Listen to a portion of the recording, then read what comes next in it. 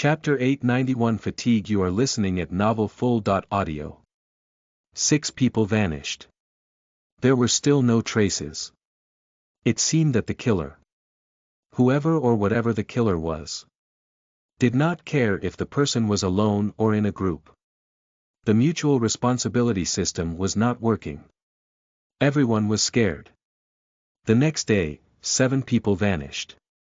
4 of them were experienced awakened, some of the best soldiers Verne had. The other 3 were scientists. On the same day, 2 more mundane succumbed to the spell. One of them died and was eliminated, the other was still struggling somewhere out there, in the first nightmare. Perhaps that person would become a sleeper soon. A day after that, 12 people vanished. No clues were found, and fear continued to spread through the facility like a plague. It had yet to transform into panic, but the residents of LO-49 were starting to grow restless, trapped in the suffocating atmosphere of dread, exhaustion, and doubt. Sonny really wanted to sleep. Then, the day that the Ariadne could have arrived came. People were uplifted a little by the excitement, but Sonny did not share in their enthusiasm. He expected the rescue to reach them no sooner than after another week. A lot of things could happen in a week. The Ariadne did not arrive, but a horde of nightmare creatures appeared instead, descending from the mountains. It seemed that things were not going well up north, considering that such a large swarm of abominations had been allowed to assemble and travel freely. What was the army even doing? Isolated at the edge of the world, they had no way of knowing. The battle was long and fierce, but ended in a decisive victory. The tired soldiers retreated back into the fortress without even bothering to burn the corpses. They would be covered by the snow soon, anyway. Everyone felt the growing fatigue. The mundane person who had been making their way through the first nightmare woke up as a sleeper. The next day, that sleeper disappeared, along with 14 more people. The scavenger gate released a new wave of abominations. There were just a handful of them, so Sonny slaughtered the nightmare creatures himself before anyone else had time to arrive. On his way back, he noticed that many of the carcasses laying under a thin veil of fresh snow seemed to be missing large chunks of flesh. Sonny was too tired to care. I should sleep. There's nothing preventing me from sleeping. In fact, it is detrimental to remain awake. I'll think better if I rest. But that was not true. Despite his exhaustion, Sonny's mind seemed to only become sharper. He had lost a bit of situational awareness and reaction speed, but was now able to enter a state of being laser-focused on something in exchange. He was also extremely calm, almost as if lacking the energy to feel anxious or agitated. His mind was clear. That evening, Sonny was standing on the southern wall of the fortress, looking at the undulating black ocean. The cold waves rustled as they washed over the stone expanse of the beach, carrying pieces of ice. The wind was howling, and the full moon shone in the dark sky, surrounded by an ethereal scarlet aurora. The Ariadne was somewhere out there, illuminated by the same moon. After some time, a lumbering figure climbed the wall and approached him. Dorn looked as tired as the rest of them. However, the giant man seemed to be holding up comparatively well. Sonny turned and looked at him. Captain. I have an idea. Can I share it? He nodded silently. Dorn hesitated for a few moments, and then said. Well, it's about the bodies.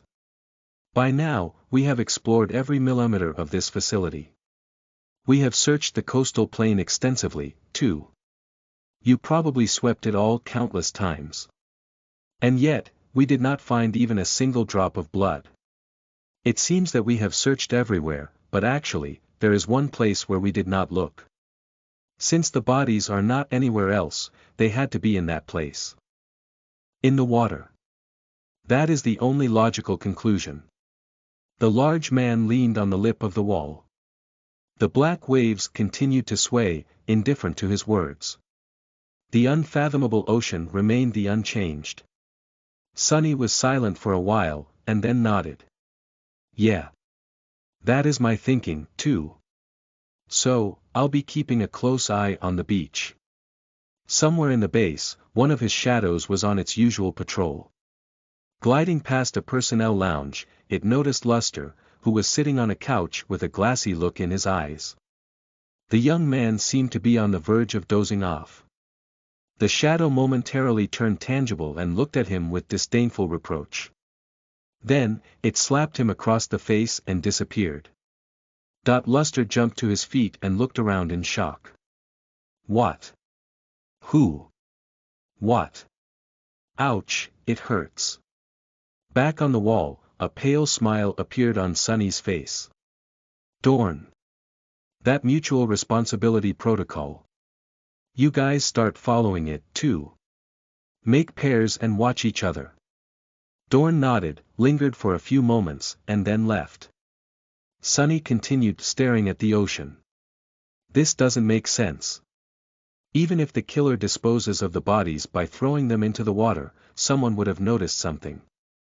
Dozens of people vanished already. All of it is very strange. While he was thinking, 2 more people ascended the wall. One of them was an awakened soldier, and the other one was a scientist. Sonny turned around and looked at them with a confused look on his face. Since he was standing close to the ladder, the newcomers had no choice but to bump into him. Sonny remained motionless for a few seconds, then took a step back to make way. The awakened and the scientist calmly approached the lip of the wall, climbed over it, and jumped down. One of them landed well, but the other hit the rocks and silently fell. A disturbing sound of breaking bones could be heard, carried by the wind. Sonny rubbed his face and continued to study the ocean. The awakened walked toward the waves, while the scientist crawled. Because of that, the freezing water reached his knees, then his waist. Then, his chest. Finally, the awakened disappeared beneath the undulating black surface, and drowned. At that time, the scientist had crawled far enough to reach the edge of the water. His figure silently vanished into the cold waves, as well. Nothing remained of the two. Standing atop the wall, Sonny calmly looked at the ocean. Huh.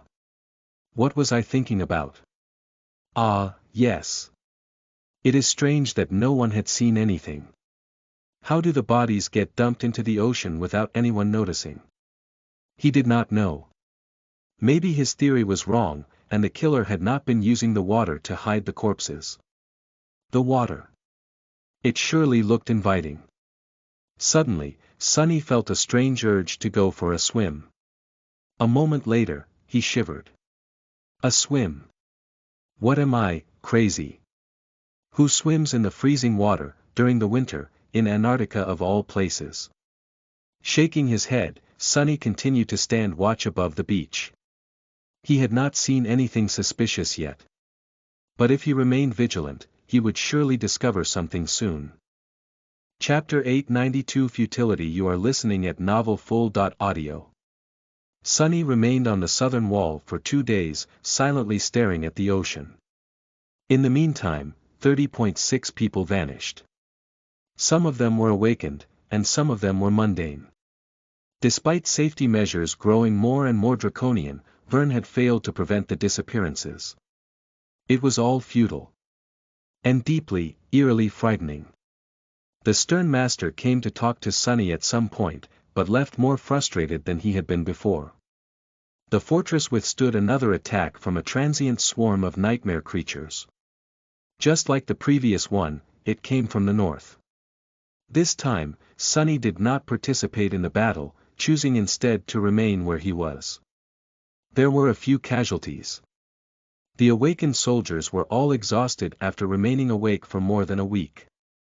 The stimulant patches were gradually losing their effectiveness. The mundane soldiers were better rested, but much more disturbed. They were all wary of the nightmare spell. The civilians were both exhausted and afraid. They had not been trained to withstand this kind of stress, and the seemingly unknowable nature of the vanishings was pushing them to the verge of panic. If not for the sense of order established and enforced by Vern's protocols and the hope of the Eridanes' nearing arrival, they would have come completely undone by now. The rescue ship was supposed to arrive in 3 or 4 days. Sonny silently looked at the water, deep in thought. Hearing light steps, he glanced sideways and saw Beth, who was shivering in the cold as she approached him. "Hey! Master Sunless." He frowned. "Hey!" The young woman looked at him silently for a while, then gritted her teeth. "What are you doing? You've been stuck on this wall for days. You even ignored the last attack." Sonny tilted his head a little. When he responded, his voice sounded a bit strange. "I'm investigating." Beth stared at him in disbelief. You are doing nothing and expect me to believe that it's all a part of the investigation. Please. Both you and Vern have turned out to be completely useless. So many people are gone, and the two of you failed to produce even a tiny clue." At that moment, another person appeared on the wall. It was a mature woman in a white lab coat, with a tranquil expression on her face. Both of them moved to let her pass, not paying any attention as the woman silently climbed over the lip and jumped down. The undulating darkness of the ocean reflected in her eyes. Sonny frowned slightly at the sound of a body hitting the rocks down below and shook his head, instantly forgetting about it. "Believe what you want." Beth glowered at him for a bit, then sighed and turned away. "Sorry. It doesn't matter, anyway. We just need to persevere for a few more days, until help arrives." "But you promised to protect the professor. And yet, you left him alone to sit on this wall. That is unacceptable. Gods, how devoted can she be? Professor this, professor that. Can't that girl think about herself for once? She's in danger, too." He rolled his eyes. "Who says I left him alone? Beth. I've been watching Professor Abel and you 20.4 hours a day, every day, since this whole mess started." She blinked. What? How?" Sonny scoffed. "My first specialty is scouting. Wherever my shadows go, my gaze follows. One of them had been keeping an eye on the professor, so. How do you think I was able to get to the safe room so fast, when you were attacked?" Beth looked at him for a bit. Then, suddenly, her cheeks turned red. T.20.4 hours a day. What kind of a creep? Sonny palmed his face. "Gods. Get over yourself. Do you think I have time to spy on mundane girls while all this crap is going on? The point is, Professor Abel is as safe as I can make him." At that point, another person climbed to the top of the wall and jumped down. Neither of them spared them a single look, although Sonny seemed to shiver a little. Beth opened her mouth to say something, then closed it again. After a long pause, she finally forced out a few words. "Well. Fine. I guess I'll be going, then." Sonny nodded. "All right." Then, he suddenly called out to her. "Wait. Do you know my soldiers? There's a big guy called Dorn. Can you ask him to come here?" Beth frowned, then nodded and hurriedly walked away, hoping to get away from the cold as soon as possible. Sonny sighed. Soon, Dorn arrived. After understanding what his captain needed, he disappeared, and returned some time later carrying recording equipment. These cameras were a bit old, but that was exactly what made them more reliable than the more modern ones. Together, they installed the cameras on the wall and stared at the screen of the terminal the recording equipment was connected to. One more day passed. 20 people vanished. Their passage was easily recorded by the cameras, but while Sonny and Dorn were studying the recordings, they didn't seem to notice anything strange about it. One of Vern's awakened soldiers fainted, or maybe simply fell asleep while standing at his post. Although chances of his anchor breaking were not high, that was exactly what happened. The soldier did not return from the dream realm after 8 hours passed, or even 16. Some time later, his body went through an almost imperceptible, but eerie and frightening change. He had become hollow. His body was placed in a closed room in the medical center. Several members of the civilian staff got into a violent fight, but were dragged away from each by the sentries, isolated, and injected with sedatives. A stray nightmare creature wandered close to the fortress, and was torn apart by a rain of bullets. The thunderous noise of firing turrets made everyone inside the facility shudder. Another day passed. 20. 2 people vanished. The moon was gone, but Sunny and Dorn were still on the wall overseeing the ocean. Standing there, Sunny looked at the dark waves, then at the screen showing the feed from the cameras. Then back at the cold black water. Finally, he scratched the back of his head, pulled the memory storage device from the terminal and turned to Dorn. "We're done here. Let's go." Not waiting for a response, he turned around and headed in the direction of the security center. As Sunny walked through the settlement, many people looked at him. Some of them seemed frightened, some of them seemed angry. Some were simply numb. Everyone was exhausted. Arriving at the security center, Sunny found Vern and Professor Obel sitting in silence with dark, tired expressions on their faces. The old man looked even more fragile and ancient than usual. Sunny placed the memory storage on the table in front of them. Vern stared at it for a moment. Then looked up. "Why are you here?" Sunny sat down and rubbed his hands together to warm them. A dark, ominous smile appeared on his lips. "That my investigation is complete. I know why people are vanishing." Chapter 893 Negative Space. You are listening at novelfull.audio. Vern and Professor Obel were suddenly very focused on his words. Even Dorn, who had spent the last 2 days on the wall with Sunny, seemed to shake off his fatigue and paid rapt attention to what his captain had to say. Dovico Sunny shut his eyes for a moment. "When the first victim vanished, I said that there were only 3 possibilities. That he had deserted, that he had been killed by another human, and that a nightmare creature had infiltrated the facility. Well, I was wrong. None of these theories were correct. The third one was the closest to the truth, though." He sighed. "There is indeed a nightmare creature. Only it is not inside the fortress." Vern frowned, looking at him with dark intensity. "What do you mean?" Sunny lingered for a bit before answering. "The answer is almost obvious when you consider 2 things, and then put them together. First, the bodies. People don't just vanish without a trace, and yet we fail to find anything. Not at LO-49, and not on the coastal plain beyond the wall. So, the most obvious answer is that the bodies are being taken to somewhere where we can't find them. Into the water. There is a whole ocean out there, after all." Vern wanted to say something, but remained silent at the end, waiting for Sunny to continue. Sunny nodded. "The second thing is the call.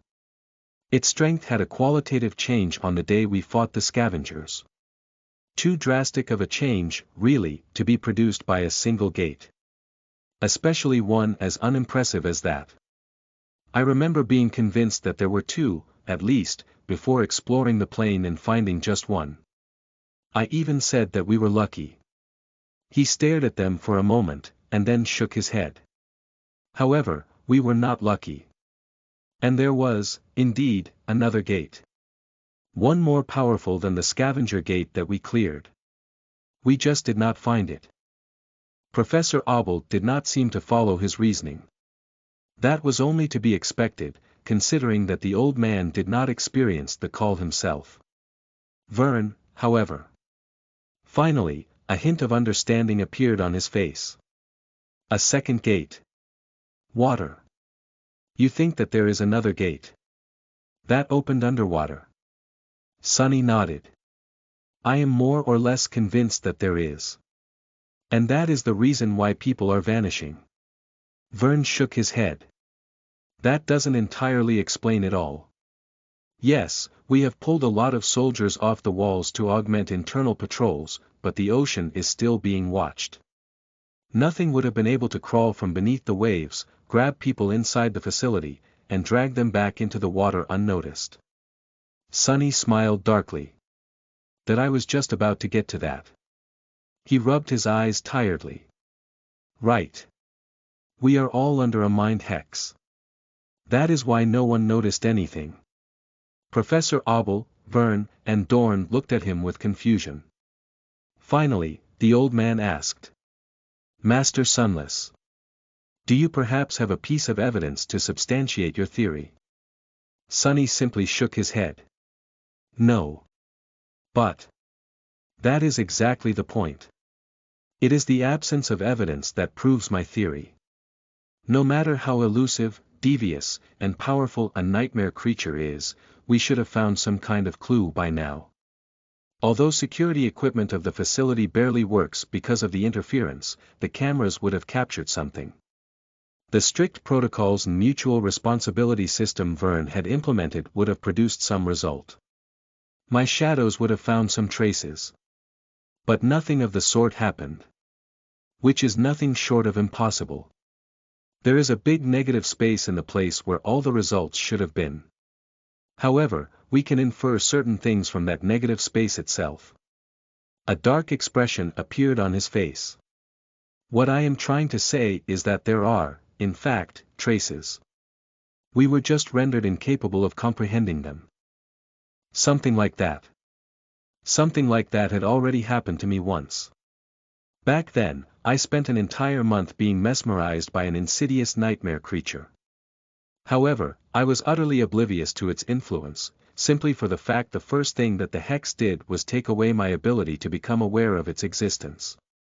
I am convinced that something like that is happening to all of us right now, too. Sonny looked at Vern and Professor Abel somberly. There is a powerful gate below the surface of the water, somewhere in the vicinity of this facility. The gate brought a dreadful nightmare creature into the waking world, and that creature is using mind manipulation to both lure people into its maw and make others incapable of stopping it. An uncomfortable silence settled in the security center. Professor Abel seemed resigned, but Vern, on the contrary, was suddenly energized. If that is true, then we just have to kill that abomination. Then, everything will be resolved. There was hope and resolve in his eyes. For a warrior, having a clear enemy to fight was familiar territory. With a sigh, Sonny shook his head. No. We won't be able to kill that nightmare creature. Vern scowled. What? Why? Sonny pointed at the bleak steel of the undying chain, which he had been wearing ever since people started disappearing. Because this is a transcendent armor of the third tier. One of its enchantments provides the wearer with a high degree of protection against mind attacks. And yet, I wasn't spared from the effects of the mind hex at all. You know what that means. Vern's face suddenly grew dim. That the nightmare creature's attack is more powerful than your armor's defenses. Sonny nodded. Indeed. Which would make it of the corrupted rank, at least. My bet would be that it is a corrupted terror. Neither of us is its match, especially not in the water. We can't kill it. At that moment, Professor Abel finally spoke. So then, what should we do? Sonny remained silent for a while, looking at the memory storage device that lay on the table in front of him.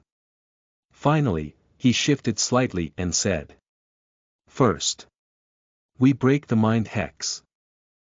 Chapter 894 Cold Waves. You are listening at NovelFull.audio. Sonny's plan was rather simple. Since the mental protection granted by the undying chain was not enough to break through the mind hex of the unknown horror, he just had to get better defenses. Of course, he could have summoned Saint, who was completely immune to that kind of attack. If he had no choice but to fight the abomination, which Sonny suspected to be a corrupted terror, he would do exactly that. But at this point, he was simply trying to understand what exactly was happening, and how. Considering that Saint would not be able to communicate what she saw, he had to try breaking through the hex himself, first. Several minutes later, Vern summoned the officers of his awakened force, and then sent them away with a simple task. To get every memory that could offer at least some form of protection against mind attacks to Sunny. Considering that there were still around 90 awakened soldiers at the facility, at least a couple of them had to have something like that in their arsenal. Soon, Sunny found himself in possession of several loaned memories.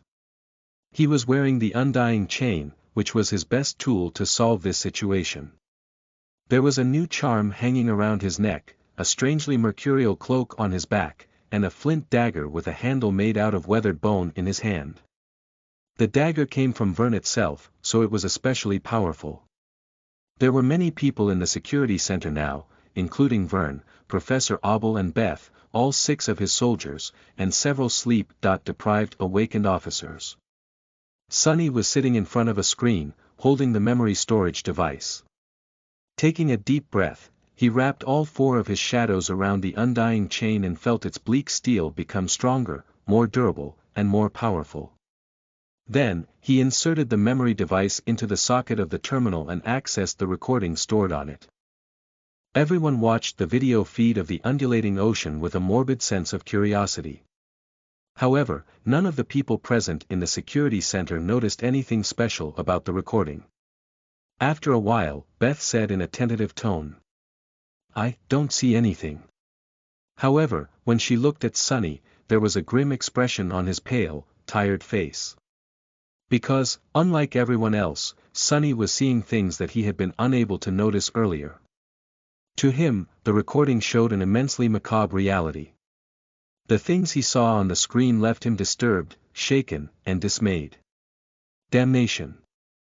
As the recording went on, replaying the shifting landscape of the lightless beach from the past 2 days at enhanced speed, Sunny slowed it down to a crawl several times, seemingly for no apparent reason. Every time, his expression turned more and more ugly. He had known, of course, to expect something like that. However, watching himself nonchalantly make way for the mesmerized victims, only to forget about their existence a moment later, was deeply unsettling. Sunny had witnessed dozens of people being swallowed by the cold waves, and yet, this was the first time his consciousness managed to become aware of that fact. As it did, the hex was broken, and suddenly, all the memories that had been suppressed before flooded his mind. Sunny shuddered. Gods! Noticing his strong reaction, Vern leaned forward. What is it? What do you see? What kind of nightmare creature is it? How does it capture people from within the facility? Sunny lingered for a moment, and then stopped the playback with a trembling hand. He stared at it in confusion and made a fist, causing the tremors to stop. Finally, he let out a heavy sigh. That I was right, mostly. There is indeed a mind hex affecting everyone in this fortress. It makes us indifferent and unaware of the victims, and the traces left behind by them. However, I did not see the creature itself. It never appeared. The victims. They just walked into the ocean themselves, and vanished. Some right in front of our eyes. It seems that the bastard is somehow controlling them to come to it, and us to be blind to their passing. Vern gritted his teeth. There has to be a way to stop it. Sunny hesitated for a long time. In my experience, the only way to deal with a creature like that is to run away from it. While we can. The other master shook his head with a resentful expression. That resentment was not aimed at Sunny, however. Instead, it was aimed at the dreadful being that hid beneath the waves, the chain of nightmares, and the sorry state of the waking world in general. Leaving LO-49 now would be no different from suicide. We won't make it across hundreds of kilometers of rough terrain alive, not with hordes of nightmare creatures prowling this region of the Antarctic Center seemingly unopposed, with no intelligence about the state of the territory and cut off from Army command. His eyes grew cold. We have to remain here and wait for the Ariadne to arrive. It should be here in 2 days. Or if not, soon enough.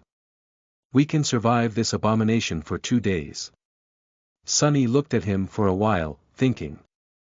Although remaining this close to a potential corrupted terror made him extremely uneasy, he had to admit that what Vern had said was reasonable. The Ariadne, indeed, was their best chance. He sighed. So, what do you propose we do in the meantime? Just let the bastard continue gobbling up humans. Vern crossed his arms and frowned. No. Now that we know what is happening, we can prevent more people from vanishing. Sonny raised his eyebrow. And how do you propose we do that? The other master looked at him. Deep in thought. After a few moments, he said calmly. Well. Someone just has to prevent the victims from jumping into the ocean. Right. A pal. Smile appeared on Sonny's face. Somehow, he already knew who was going to get that job. Chapter 895 Catcher in the Night. You are listening at NovelFull.audio.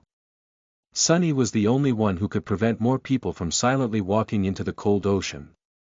Even if he returned the borrowed memories and gave the undying chain to someone else, the other person would not be able to enjoy the augmentation of the four shadows.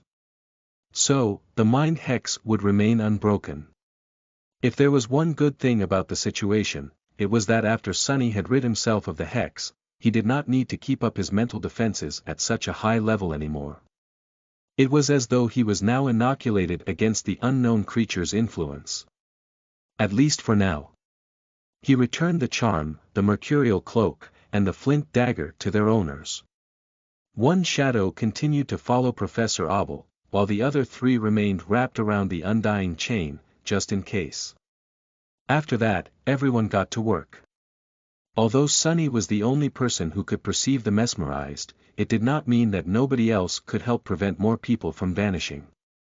Now that Vern knew what they were dealing with exactly, he could tune the safety protocols of the fortress to make it harder for the enemy to snatch victims away.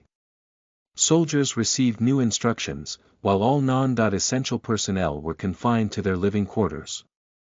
If they couldn't leave, they would most likely be unable to reach the water, after all. Sonny, meanwhile. Walking onto the dark beach, he sighed, then placed an intricate wooden chair at the very edge of the rustling waves and sat down with his back to the ocean. Facing the wall of the fortress. Sonny shivered in the cold wind for a few moments, leaned back, and leisurely crossed his legs. It's a bit chilly. The world was dark, and the only sounds surrounding him were the howling of the wind and the incessant murmur of the waves. Sitting with his back to the ocean was not pleasant, especially with a corrupted terror hiding somewhere beneath its lightless surface. The only thing that made Sonny feel better was the unmoving silhouette of Saint, who was hidden in the shadow of the wall with Morgan's warbow in her hands. Even then, Sonny had a lot to worry about. Would he really be able to stop people from reaching the water? Would they resist, or would they allow themselves to be brought back inside L049? Most importantly, what would the terror do if its source of sustenance was suddenly cut off? Somehow, Sonny doubted that the creature was going to just leave them be.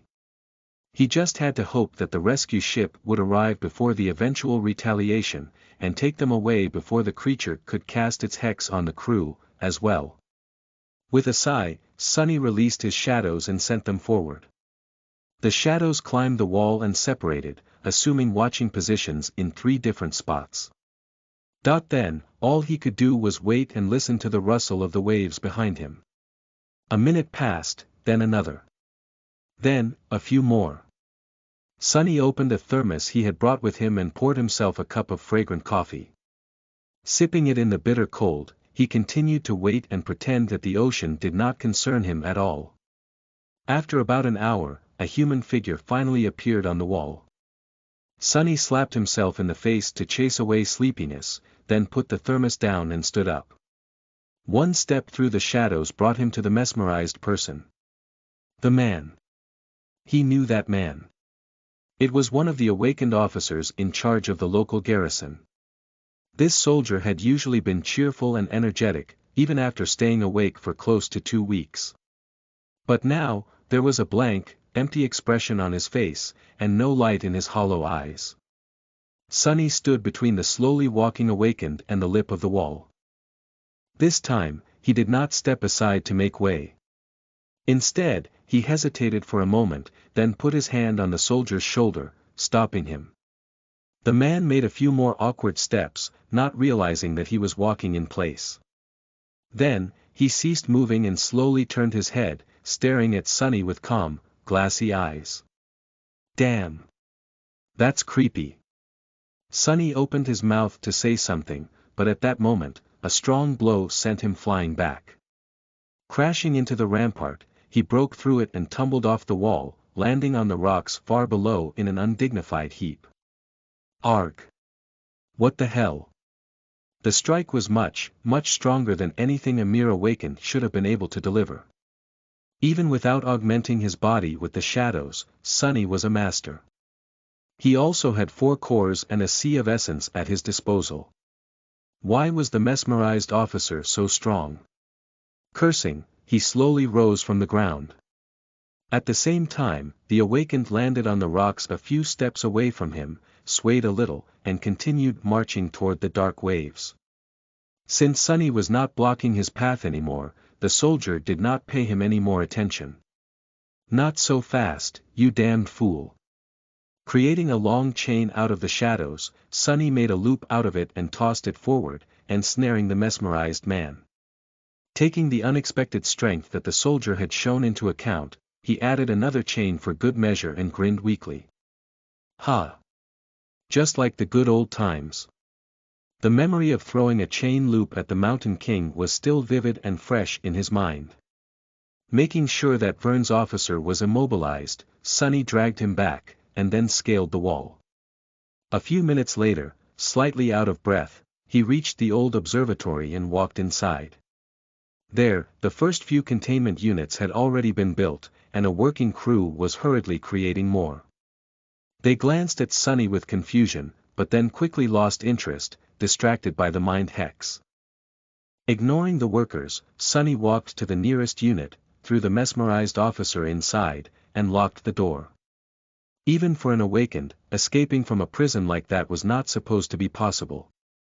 A moment later, several furious strikes landed on the walls of the containment cell from inside, making it shudder.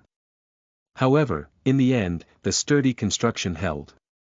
Realizing that he would not be able to break free, the mesmerized soldier walked to the corner that was the closest to the ocean, pressed against it, and froze. He just stood there, unmoving like a statue, not doing anything. Sonny slowly exhaled. Well. That's not bad. He had been afraid that the mesmerized would bang their heads against the walls of their cages, attempting to reach the ocean even if it was not possible. "Oh. Master Sunless. When did you get here?" Now that he was not holding the soldier, the workers finally noticed his presence. They stared at Sonny with surprised eyes. He blinked a couple of times. Then smiled. "Carry on. I am just passing by." At that moment, his shadows noticed another human climbing onto the wall. Sonny sighed. Lingered for a moment, and then stepped through the shadows once again. Chapter 896 The Obstacle. You are listening at NovelFull.audio. Sonny felt like he was going insane. He was tired, sleep-deprived, and cold.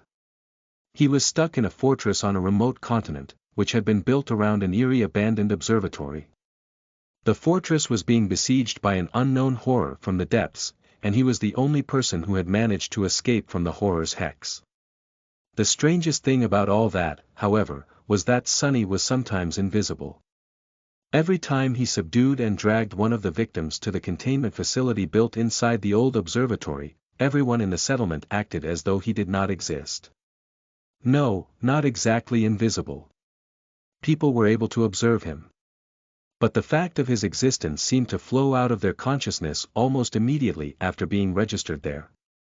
As long as Sonny was in the presence of one of the mesmerized victims, the residents of LO49 looked at him, frowned, and then went about their business, instantly forgetting what they had seen.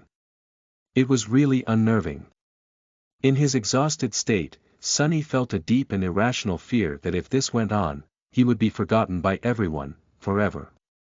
He wondered if that was how the demon of oblivion had felt. Luckily, the bizarre effect seemed to only last for as long as Sonny was transporting prisoners to their cells. As soon as he placed them in the containment units, his existence was made normal once again. Well, as far as his existence could be called normal, to begin with. On the first day of his catcher duty, Sonny had fought, subdued, and imprisoned 20.9 people. His muscles were sore, and his armor was wet from being close to the water for so long. Despite his efforts, and to his relief, the terror had not reacted to the sudden obstacle that appeared in the path of its satiation. At least not yet. Saint continued to hide in the shadow of the tall wall of the fortress, monitoring the deep, dark, cold waters of the ocean.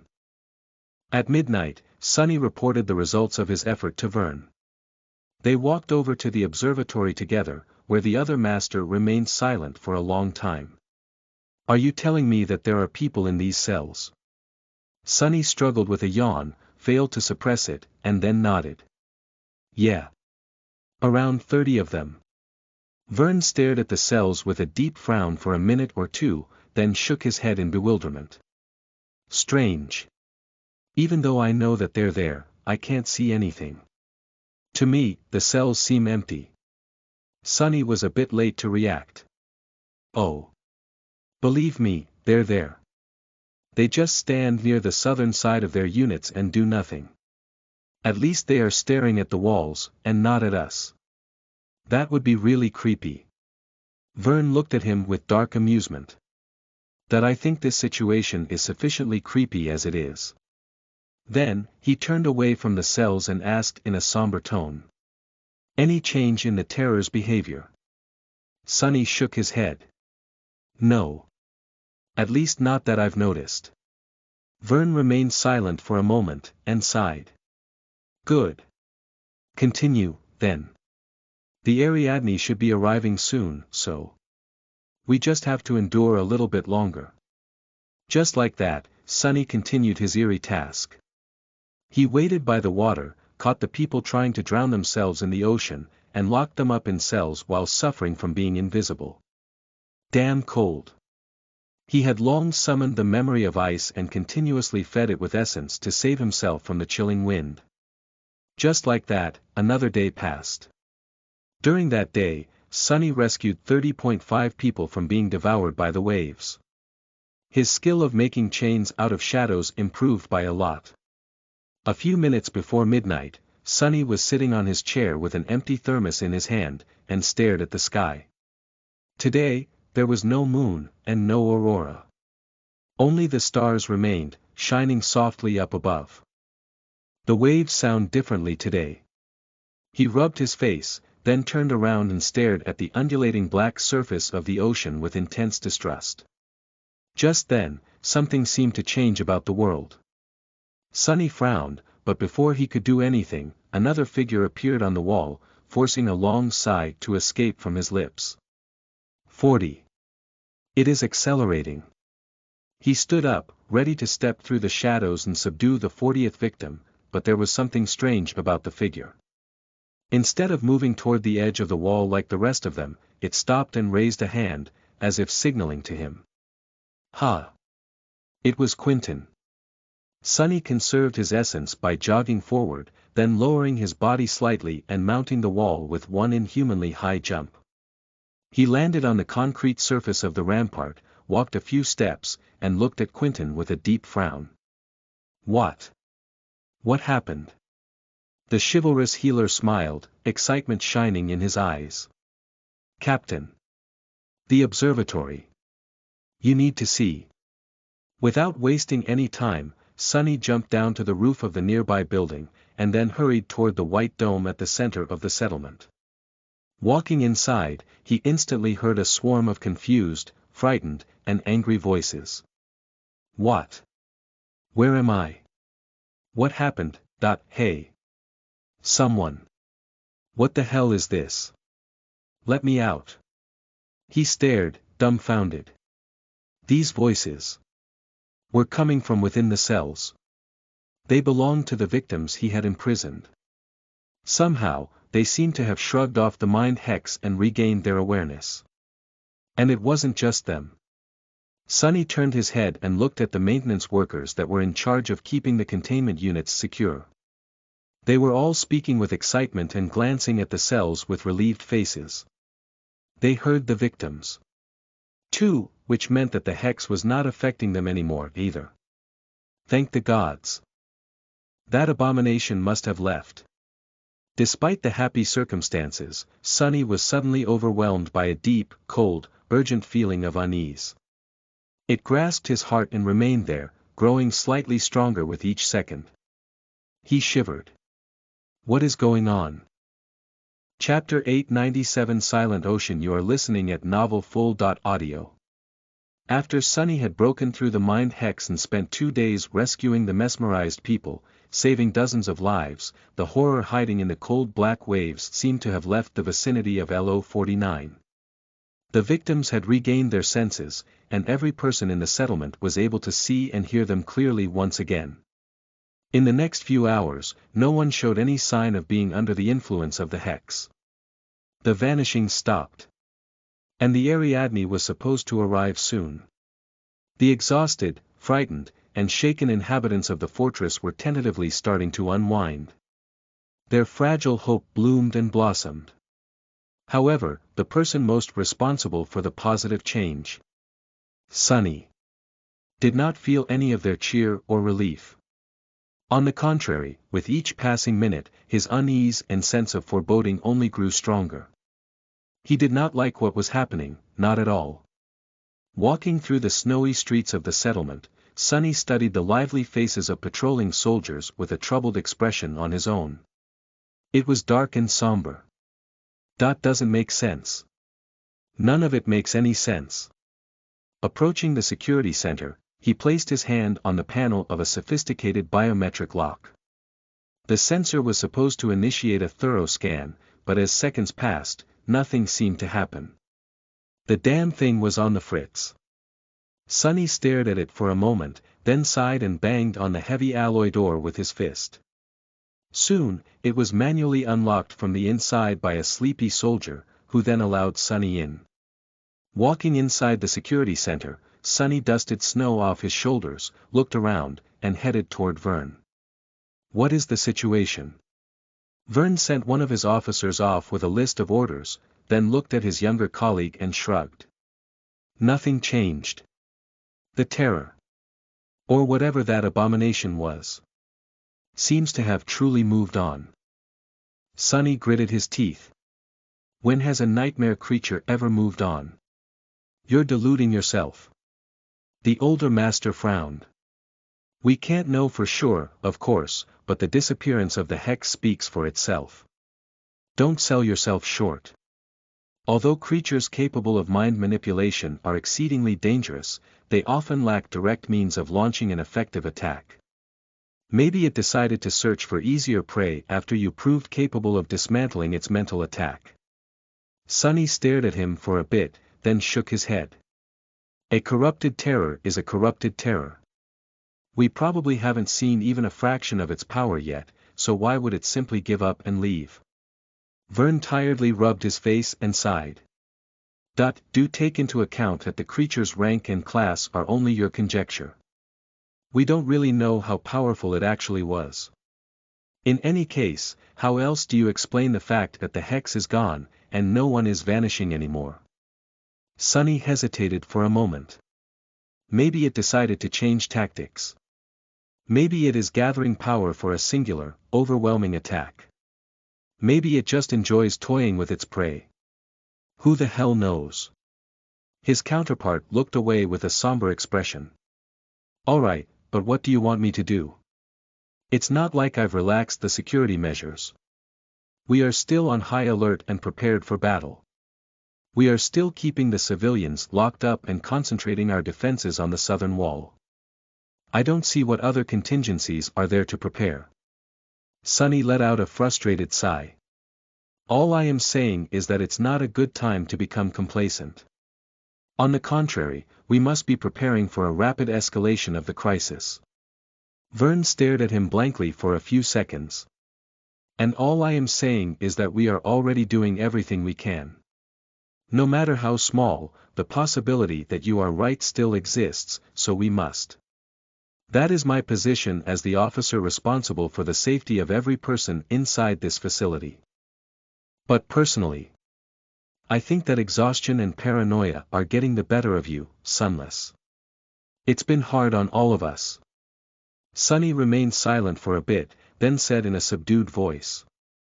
My paranoia has never led me astray, though. With that, he winced and left.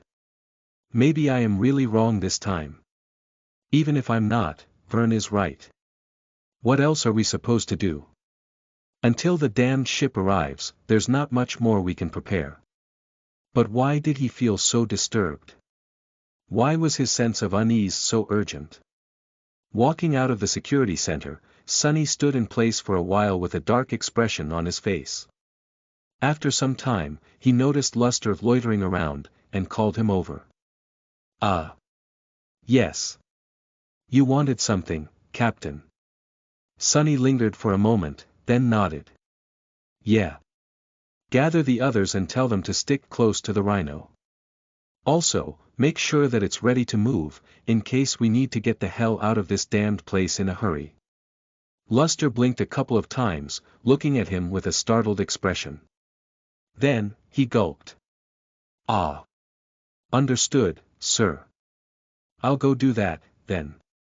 Letting the young man go. Sunny turned south and stared at the distant wall for a bit. Frowning, he then headed toward it. The beach was cold and shrouded in darkness. Like always. The black waves continued their eternal, fruitless assault on the shore.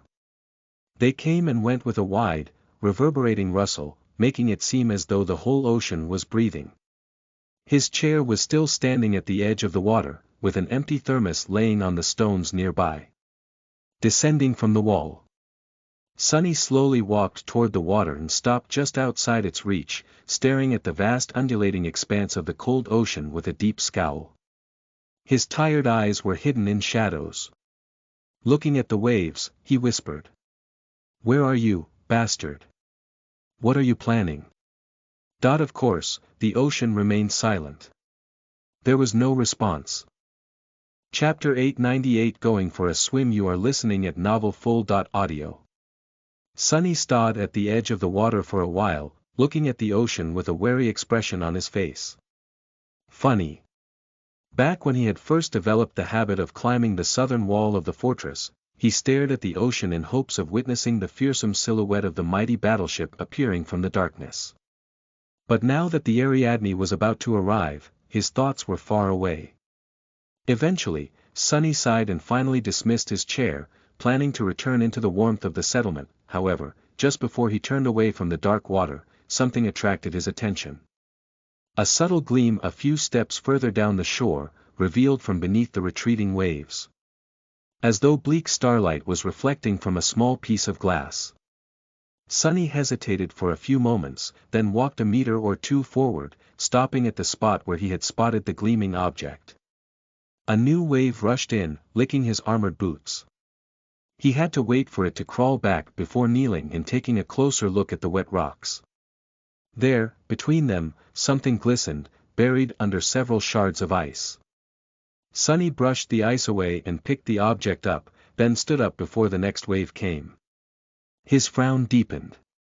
In his hand was a simple brass button, similar to those that could be found on the countless winter coats issued to soldiers of the 1st Evacuation Army as part of their kit. By itself, the button was nothing special. However, Vern and the soldiers under his command were not part of the 1st Evacuation Army. They were locals of Antarctica, and had served at LO-49 long before the Chain of Nightmares. As such, their uniforms were slightly different. In fact, they were of a far better quality, considering that the First Army had been assembled and outfitted in a tremendous hurry. Their kits were far better suited for cold weather, and included well-designed parkas that could keep a person warm in most dire of circumstances instead of cheap mass-produced coats. So how did this button end up here? Sonny stared at the round piece of brass for a few minutes, and then slowly looked up, facing the darkness of the ocean. There was a strangely resigned expression on his pale face. With a sigh, he closed his eyes and extended his shadow sense forward, as far as it could go. All right. Fine. Come on. Show yourself, bastard. I know you didn't leave. His senses spread forward, diving deep under the black surface of the cold water. Everywhere light reached, there were shadows, after all. And even where light never entered, there was its absence. However, Sonny did not sense the terror no matter how hard he tried. He did find something, though. 20 or 30 meters away from him, deep underwater, there was a large shape. It rested on the seabed, moving slightly from time to time as the currents pulled it back and forth. The shape was irregular and mostly flat, with a very slight curve. Its edges were sharp and jagged. That was all Sonny could say from sensing its shadow. That and the fact that the shape was not that of a living thing, considering that the shadow lacked the quality of being cast by something possessing a soul. He had no idea what it was. The ocean contained all kinds of junk, so why would he care? But for some reason, he did. Opening his eyes, Sonny looked at the undulating waves for a bit. Then, he slowly took a step forward, and then another. And then, another. The cold, freezing water reached his shins first, then his knees. Then, his waist. He shivered, gasped for breath, but continued walking forward. I am not mesmerized, am I? No, he couldn't be. He had broken the hex. His mind was his own. L.C. When the water reached his chest, Sonny took a deep breath and dove down into the black depths. Swimming in a suit of steel armor was not an easy task, even one as thin and light as the undying chain.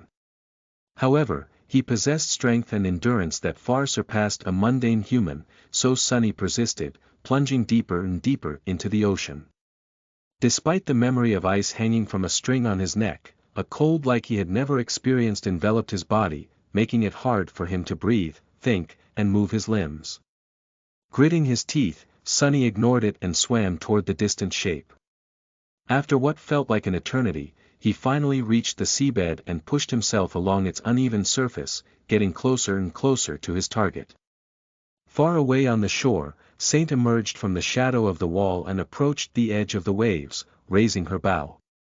If anything happened, she would be able to send an arrow flying instantly. That made Sonny feel a little better, even though he did not know how powerful the arrow would remain after piercing tens of meters of water. Considering the strength of Morgan's warbow, it should still be deadly, but the efficacy of the arrow, of course, would depend on the power of the potential enemy. Don't think about that yet. Concentrating on his task, Sonny moved forward, reached the strange shape and opened his eyes. He observed it through the mass of murky water. The shape was a piece of torn alloy. It was around 10 meters in length and slightly less in width. The tough material was viciously bent and broken, with jagged edges and deep cracks crawling through its surface.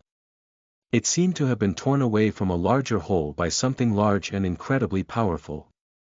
However, there was no rust on the damaged metal, suggesting that it had not spent a lot of time in the water. Sonny got closer, feeling as if he recognized the composition and characteristics of the alloy. His mind raced, trying to confirm that familiarity. He placed one hand on the cold metal, remembering. Then his eyes narrowed, and a few bubbles of air escaped from his mouth. Of course, he knew where this strong and thick alloy was used. The same type of metal comprised the inner layers of a naval vessel's reinforced armor. The deformed mass of twisted alloy. It was a broken piece of a battleship's hull. Chapter 899. Only hope you are listening at novelfull.audio. Gasping for breath, Sonny rolled out of the shadows and fell on the wet rocks at the edge of the rolling waves. Streams of water flowed from his armor, and his whole body was trembling. C. Cold, so cold. Gritting his teeth, he stood up and shivered as the wind assaulted him. At that moment, not even his ascended constitution and the memory of ice could protect him from being chilled to the bone. But even then, the claws grasping his heart were much colder. Curse it! Sonny took a step forward, stumbled, then righted himself and stopped. His fists were clenched. Ariadne. It must have been the Ariadne. The broken piece of the hull, the brass button, it all made too much terrible sense. Of course, this evidence alone was not enough to make a definite conclusion, but Sonny was sure of it. His intuition told him that much. No one was coming to rescue the people trapped inside LO-49. And the terror was going to descend upon them soon, without a doubt. Suddenly forlorn, Sonny glanced at the wall of the fortress with a lost look on his face. A few moments passed, accompanied by the howling of the wind. Then, he looked down, closed his eyes, and groaned. Ah! I'm so tired. It was the cold that made him shrug off this moment of indecisiveness and start to move. No matter the situation, he had to get somewhere warm first. One step, and he was on top of the wall. A second step, and he was standing on one of the streets of the settlement. A third step, and he suddenly appeared in the corner of a research laboratory where a group of scientists, including Professor Abel and Beth, were staying under guard. The young woman was the first to notice him. She was slightly startled by the sight. Ascended Sunless. What are you doing here?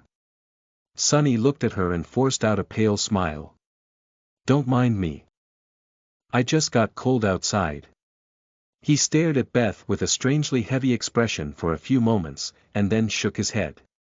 In any case, I'll be going now. Sonny had to see Vern first. He dried himself off, then went back to the security center, feeling the urgent sense of alarm growing louder and louder in his head. Before, Sonny had not known its source, and thought that he had days to discover it. But now, he wasn't so sure. Maybe there were only hours left before the disaster his intuition was warning him about would happen, maybe even minutes. You're not listening. Sonny glared at Vern as the seconds ticked away. Tick-tock, with each second, their fates were coming closer to being sealed. And yet, the tall master was being difficult. I am listening. Sonny suppressed the desire to hit the table with his fist. Not only would the table shatter and create a lot of noise, but it would also not help his argument in any way. More than that, he was too tired, and had no energy to go around breaking furniture. Then why the hell are you not doing anything? Vern sighed. What am I supposed to do? Sonny blinked. Gather everyone, load them into the transports, and drive away from this cursed place. What else? Vern looked at him for a while, his frown growing deeper. With all due respect, Sunless, you are not making a lot of sense. You are trying to convince me that the Ariadne is not coming, but your only piece of evidence is a button and a piece of metal that you found underwater. We both know how much junk and old wreckage was left in the oceans after the dark times. That armor fragment could have come from anywhere, rust or no rust. Sonny wanted to answer in anger, but managed to hold himself back. Vern was not wrong to doubt his rather unsubstantiated theory. Any good leader would question the validity of such information. The problem was that Vern did not have the benefit of being intimately connected to the strings of fate, like Sonny was. He did not have Sonny's intuition. He was blind to fate. Listen. This is what my gut is telling me. Staying here would be a terrible mistake. Nevertheless, Vern remained unmoved. He lingered for a few moments, and then shook his head. His next words sounded polite, but had a sense of weight to them. I can't gamble with the lives of 1,400 people because of your gut, Sunless. This damned fool. Sonny let out a frustrated sigh. Vern was an experienced government officer. From their brief but intense partnership, it had become clear that he was reserved, methodical, and did things by the book. He had received orders from Army Command to reinforce LO-49 and wait for the naval rescue, and that was what he was determined to do. Breaking an order was not an easy thing for him. His mind was not flexible enough. You have to admit that I at least might be right. So, staying is also a gamble. We are outside the parameters of standard procedure, Vern. Can't you think for yourself, for once? Although that last statement was a bit rude, Vern did not react much. He just stared at Sonny with his usual serious expression, then turned away and sighed. A few moments later, he said quietly. It doesn't matter, anyway. Sonny scowled. The words caught him by surprise. What the hell does he mean? What? The older master looked down. Sunless. We are cut off from army command. The situation in the north is bad. We don't know how bad, but it has to be dire for so many nightmare creatures to travel freely through the mountains. The last thing we heard was that several titans had emerged. We don't even know if any of the siege capitals still stand. As he spoke, his tired face grew darker and darker. The terrain between here and the last known encampment of the first evacuation army is a maze, with countless swarms of abominations prowling in the dark. Our tech is barely working, if at all. Our soldiers are all exhausted or on the verge of collapse. What I am trying to say is that a convoy transporting hundreds of civilian non-combatants won't survive the journey. Not with what we have left to protect it. Vern gritted his teeth. So, it's not that I refuse to entertain the idea that the Ariadne won't arrive. It's that I can't. Because that ship is our only hope. His words echoed in the empty room of the security center, making Sonny feel even colder. Chapter 900. Don't look back. You are listening at NovelFull.audio. A somber silence settled in the conference room of the security center. Eventually, Vern was the first to break it. Straightening, he looked at Sonny and said in a heavy tone. The best I can do is ask for volunteers among my awakened. To risk falling asleep. Some of them might die, but a few should return with the news from the dream realm. Then, we can discuss evacuation by land. Sonny stared at him without saying anything. His anger was suddenly gone, and instead, all that was left was fatigue, regret, and a vague feeling of dark resentment. Damn it all. If Vern indeed sent volunteers into the dream realm, even knowing that it would be a one-way trip for some of them, they would return in about 8 hours. Finding out what was happening up north would help Sonny tremendously. But 8 hours was too long. His growing panic was already almost suffocating. He did not know if they had 8 minutes left, let alone 8 hours. There's no time. You can't. Vern leaned on the table and closed his eyes for a moment. It was hard to know what was going through his mind, but Sonny somehow knew that he would not be able to convince the stern officer. His heart felt cold. Ah, that feeling. This bitter feeling. I have not tasted it in a while, I think. At that moment, Vern suddenly said. A large convoy won't make it. But a single, robust vehicle probably can. Sonny frowned, struggling to follow the line of thought, perhaps due to his exhaustion. What exactly do you mean? The older master looked at him and shrugged with strange calmness. I mean that we don't have to put all our eggs in one basket. Your mission is not to protect every person in this facility, Sunless. Unlike mine. Your mission is to rescue one specific, high-value target. Both of us have to carry out our duty to the best of our ability, though. So. Take Professor Abel, load up your APC, and leave immediately.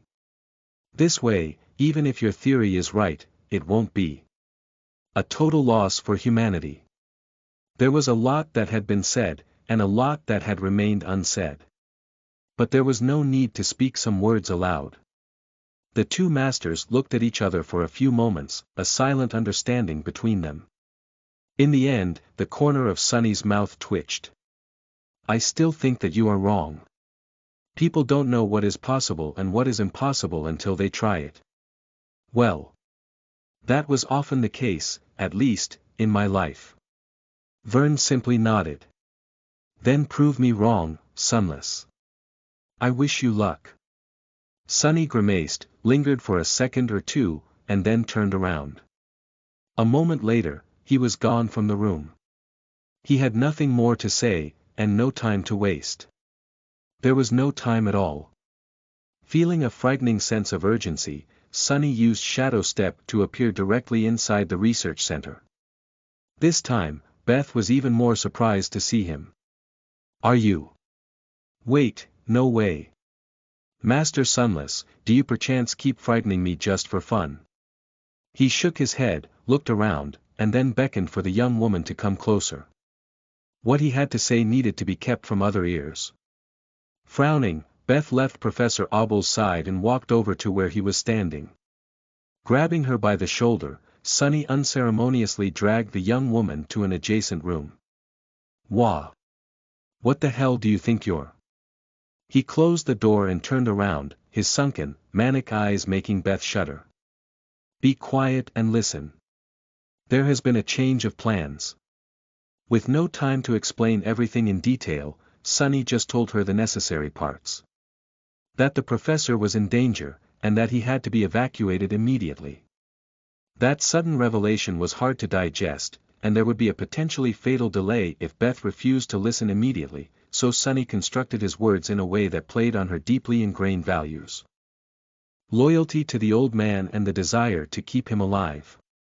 Beth's eyes widened. But why come to me?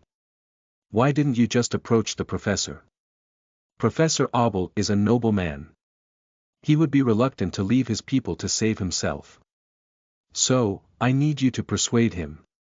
Fast. You know him best, after all.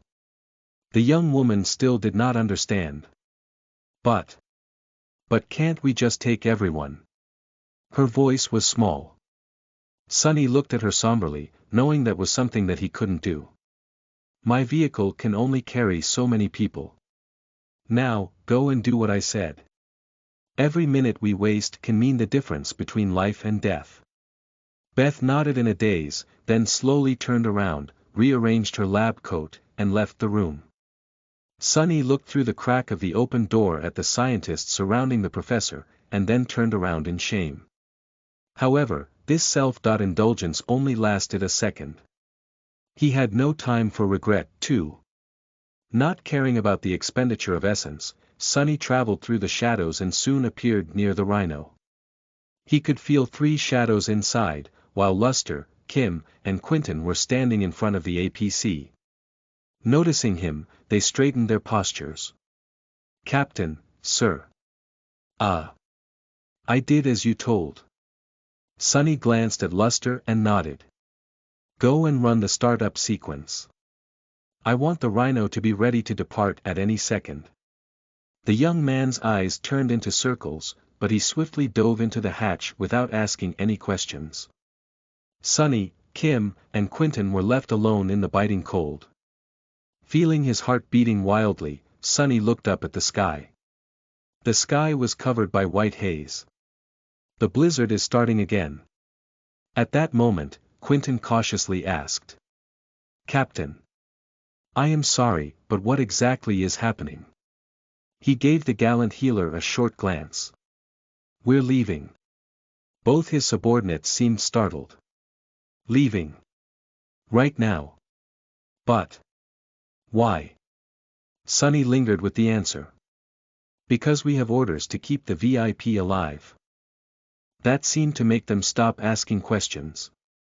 A minute passed, then another. His bloodstream was full of adrenaline, as though he was in the middle of a battle. Time crawled at a snail's pace, and for some reason, Sunny felt as though he was locked inside a pillory, waiting for the guillotine's blade to come down. Walk faster, damn it. His instincts were screaming that they had to leave LO-49, now.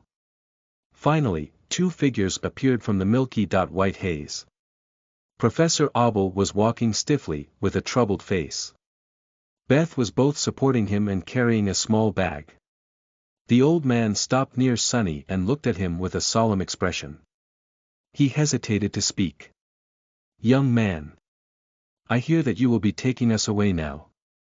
Sonny nodded. "Yes, Professor. Get inside, please. Hurry. I'll explain later."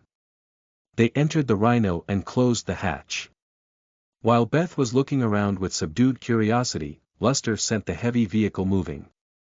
The sentries had already been informed by Vern, so they opened the gate and allowed the irregulars to drive through them. Until the last second, Sonny was certain that something would go horribly wrong. But, somehow, it didn't. The Rhino drove away from the fortress, passed by the fleet of transports parked outside, and disappeared into the white wall of the blizzard. Only when the lights of the facility vanished from view did Sonny feel an almost overwhelming sense of relief. He leaned. No, almost crashed. On the bulkhead behind him and let out a trembling breath. We made it. We made it in time. Although there were many confused and concerned gazes aimed at him, Sonny remained silent. Slowly, the distance between the Rhino and the Lunar Observatory 40.9 grew larger and larger. A kilometer, then another. Then a dozen. They were leaving it behind. Some time later, when the heavy vehicle traversed approximately half the length of the coastal plain separating the ocean shore from the mountains, Sonny commanded Luster to stop and hide the Rhino in the wreckage of a massive war machine left behind from the dark times. He closed his eyes and concentrated for a few minutes. His shadows made sure that there were no nightmare creatures laying around in wait. After that, Sonny inhaled deeply. The call is not too strong here. It should be condition green, so. Congratulations, guys. You can finally rest. Despite their unease and doubts, his soldiers reacted to that statement with visible excitement. They, too, were on the verge of collapse from fatigue and exhaustion. Luster, Kim, and Dorn. You guys sleep first. The other three, keep watch and take care of our guests. They nodded, already knowing their roles. Yes, sir. But. Captain, what about you? Sonny looked at Bell with a dark expression. That I have something to do. He headed for the exit hatch. Beth tried to get in his way with a question, but he simply looked at her, and the young woman suddenly backed away. Exiting the Rhino, Sonny walked into the blizzard, and then summoned the nightmare. His loyal steed rose from the shadows, its eyes burning with dreadful crimson flames. Jumping into the saddle, Sonny sent it galloping through the snow. He left one shadow to stand guard near the Rhino, of course. By now, the range at which he could control it was past 13 kilometers. That was more or less half the current distance between the Rhino and LO-49. He flew back south, summoning the closed featureless helmet of the Undying Chain to protect himself from the cutting wind. His shadow sense spread outward, replacing sight that was useless in the furious snowstorm. Stopping at the very edge of Shadow Control's range, Sonny remained in the saddle, and sent another shadow forward. It slid south with tremendous speed, and eventually reached the walls of the facility. There were formidable turrets on them, powerful spotlights flooding the immediate vicinity of the fortress with light, snowflakes dancing in the wide beams. The gates that the Rhino had left no more than an hour ago were tightly shut. A fleet of transport vehicles was parked in front of it, covered in snow, their initial purpose long forgotten.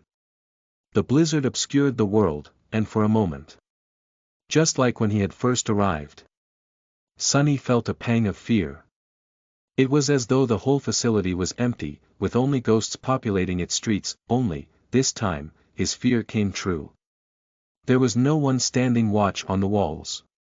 No soldiers patrolled the deserted streets.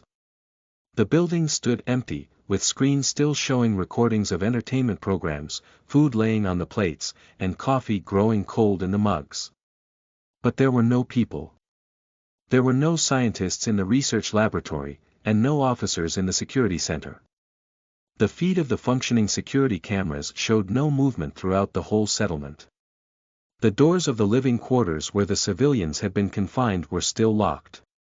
But there was no one inside. There were no signs of struggle, and no fresh footprints in the snow covering the ground outside. Everything was just still. 1,400 people had disappeared into thin air. They seemed to have simply vanished. Like they had never existed at all. Many kilometers away, Sonny looked at the southern wall of the fortress through the eyes of his shadows. He felt compelled to send the shadow forward, and gaze at the dark ocean once more. But in the end, with a shiver, he decided against it. Soon, the shadow returned. Wrapping it around his body, Sonny commanded Nightmare to turn around, and rode into the blizzard without looking back. Maybe he did not want to. And maybe he simply did not dare.